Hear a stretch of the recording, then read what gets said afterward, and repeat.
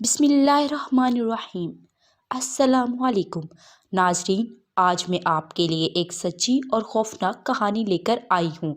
लेकिन इससे पहले कि मैं कहानी शुरू करूँ, जो लोग हमारे चैनल पर नए हैं उनसे गुजारिश है कि हमारे चैनल को सब्सक्राइब कर लें, ताकि इस तरह की हमारी दिलचस्प कहानियाँ आपको बर वक्त मिलती रहें। बच्चों की रूहें मेरा ताकुब कर रही हैं, मुझे बचा लो। वो चीख मारता उठ बैठा।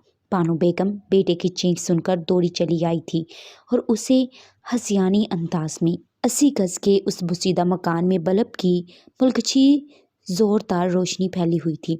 आधी रात का वक्त था, फिजा में मुकम्मल सन्नाटा था।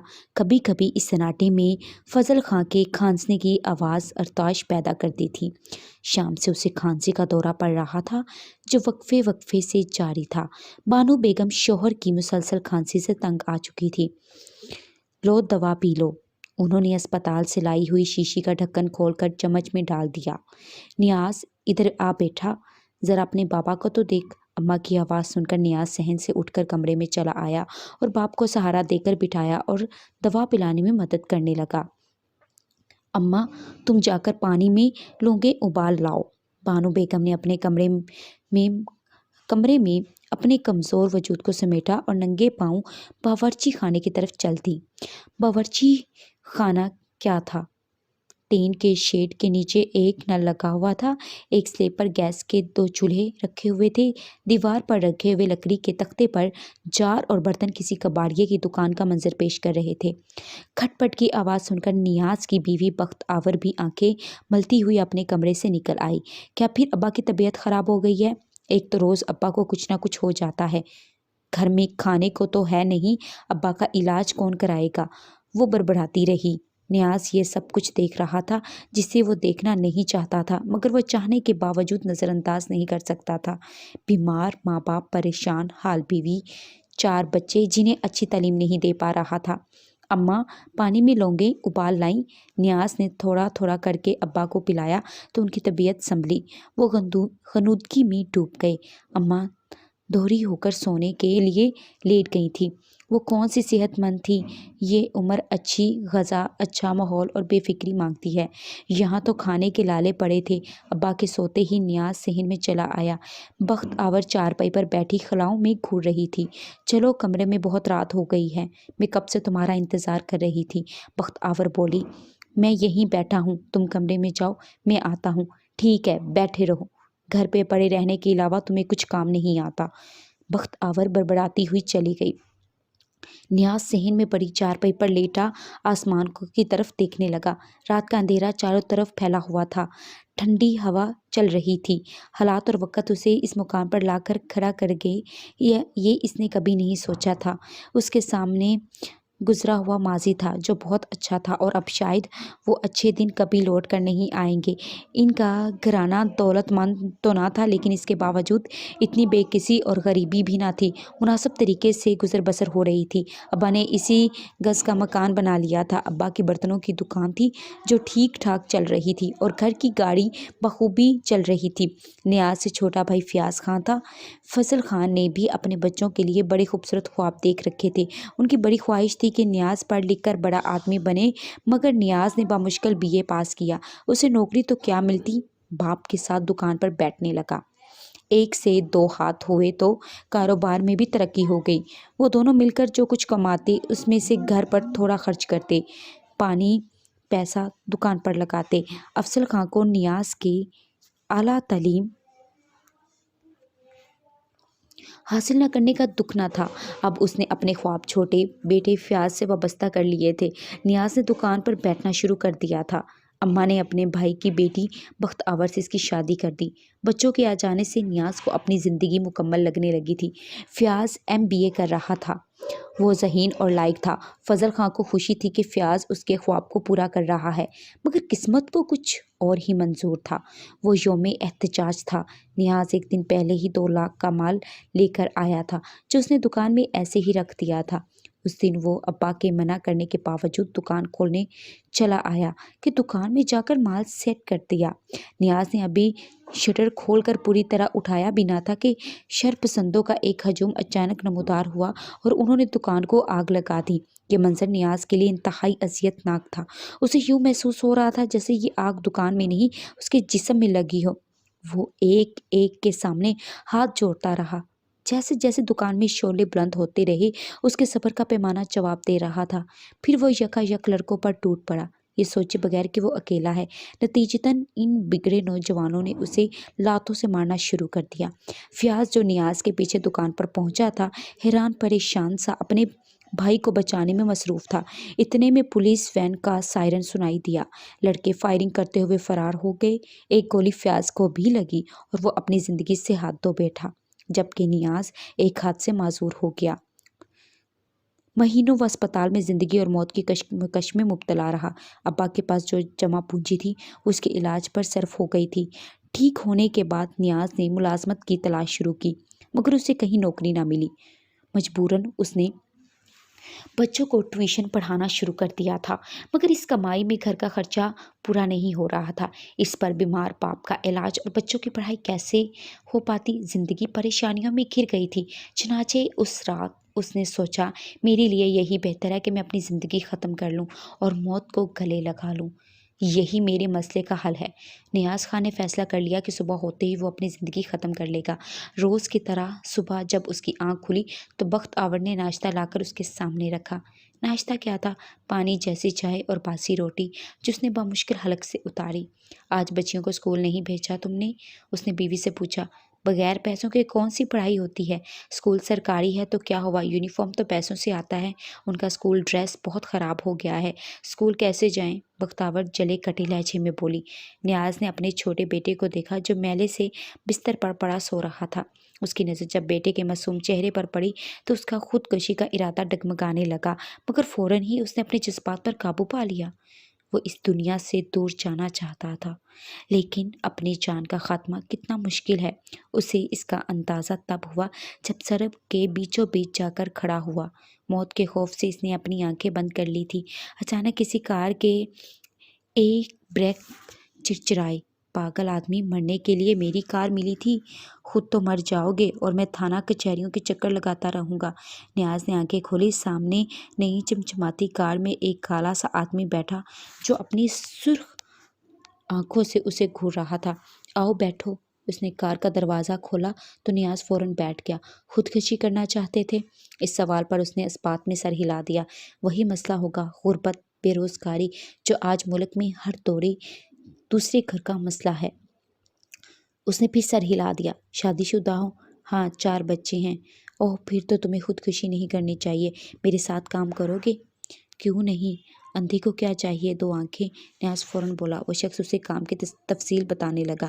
نہیں، میں یہ کام ہرگز نہیں کر سکتا۔ اس کی بات ختم ہوتے ہی نیاز نے انکار کر دیا۔ ٹھیک ہے، دروازہ کھولو اور اتر جاؤ۔ مگر نیاز تذبذب کا شکار تھا۔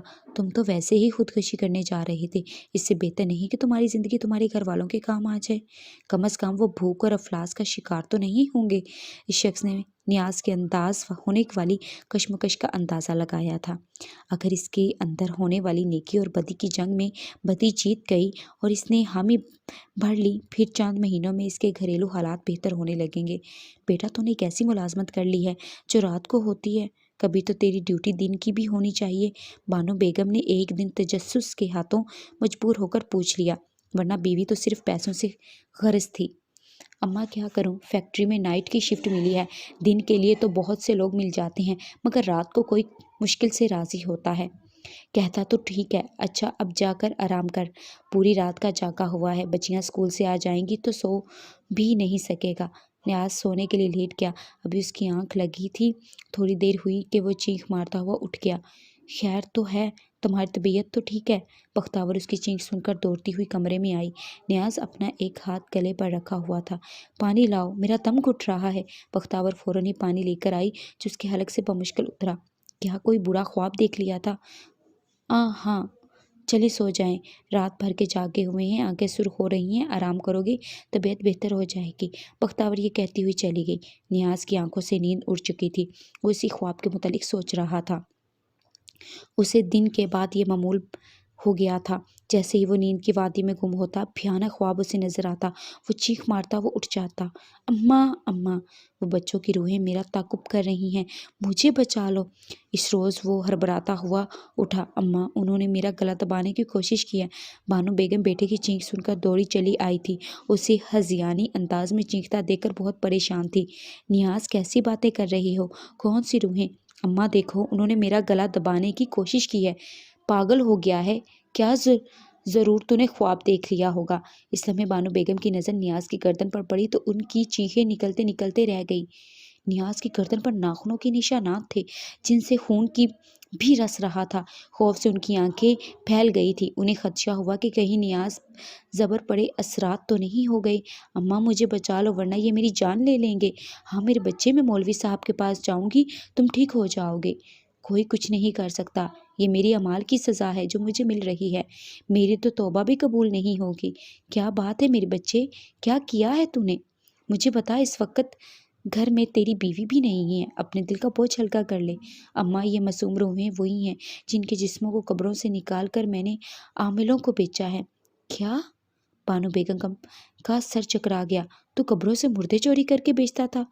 ہائے اماں، میں نے غربت سے تنگ آ کر یہ سب کیا، مردہ بچوں کی ہڈیاں بیچ کر میں نے خوب پیسہ کمایا، مگر اب ان کی روحیں میرا تعاقب کر رہی ہیں، یہ مجھ سے اپنے جسم مانگتی ہیں۔ اماں میں کہاں سے ان کے جسم لاؤں؟ یہ روحیں مجھے مار دیں گی۔ ہائے، یہ کام کرنے سے پہلے تو مر کیوں نہیں گیا؟ معصوم بچوں کے مردہ جسموں کی کمائی اپنے بوڑھے ماں باپ اولاد کو کھلاتا رہا تو نے کون سا ثواب کمایا ہے؟ اس سے تو بہتر تھا ہم بھوکے مر جاتے۔ تو نے جو کیا ہے اب اس کی سزا بھگت۔ میرا تو دل خوف سے پھٹا جا رہا ہے۔ ہائے میرے رب، بڑھاپے میں یہی کچھ دیکھنا رہ گیا تھا۔ بانو بیگم سر پکڑتے ہوئے جا رہی تھی۔ اماں مجھے معاف کر دے، معافی تو خدا سے مانگ، ارے وہی تجھے معاف کرے گا۔ بانو بیگم ہانپنے لگی۔ اماں خدا کے لیے کچھ کر ورنہ یہ روحیں مجھے مار ڈالیں گی۔ میں جتنا برا سہی مگر ہوں تیری اولاد، خدا کے لیے کچھ کر۔ او بدبخت، یہ سب کچھ کرنے سے پہلے تجھے ذرا بھی خوف نہ آیا؟ میرے خدا، یہ میری اولاد نے کیا کیا؟ اماں کچھ کر خدا کے لیے۔ نیاز پر کپکپی طاری ہو گئی تھی، آنکھیں خوف کے مارے پھٹی جا رہی تھی۔ ماں کی نظر بیٹے کے خوف سے زرد ہوئے چہرے پر پڑی تو اس کا دل لپس گیا۔ نیاز تو خدا سے معافی مانگ، میں کل مولوی صاحب کے پاس جاؤں گی، میرے بس میں تو کچھ نہیں، اگر وہ کچھ کر سکے تو شاید تجھے اس عذاب سے نجات مل جائے۔ نہیں اماں، ابھی جا، مجھے نیند نہیں آئے گی۔ اسی وقت باہر کا دروازہ کھلنے کی آواز آئی، لگتا ہے بختاور آ گئی ہے، ماں نے کہا۔ اسے اثنا میں بختاور کمرے میں آ چکی تھی، پھر اسے دورہ پڑ گیا۔ یہ تو کام نہ کرنے کا بہانہ ہے، بھلا خواب دیکھ کر لوگ یوں ڈرنے لگیں تو دنیا کے کام ہو چکے۔ بیوی نے آتے ہی طنز کے تیر برسائے، جبکہ ماں چپ چاپ اٹھ کر چلی گئی۔ نیاز تم چلو میرے ساتھ ڈاکٹر کے پاس، وہ کوئی دوا دے گا تو تمہیں سکون کی نیند آئے گی۔ رات کو کام پر نہیں جانا جو اس طرح بیٹھے ہو۔ نیاز نے کوئی جواب نہیں دیا، وہ خلا میں گھور رہا تھا۔ چلو اٹھو، بیوی نے ہاتھ پکڑا، اسے اٹھانے کی کوشش کی۔ مجھے کسی دوا کی ضرورت نہیں ہے، دعا کی ضرورت ہے۔ نیاز حسبانی انداز میں ہنسنے لگا، اس کی عجیب ہنسی دیکھ کر بیوی خوفزدہ ہو کر کمرے سے نکل گئی۔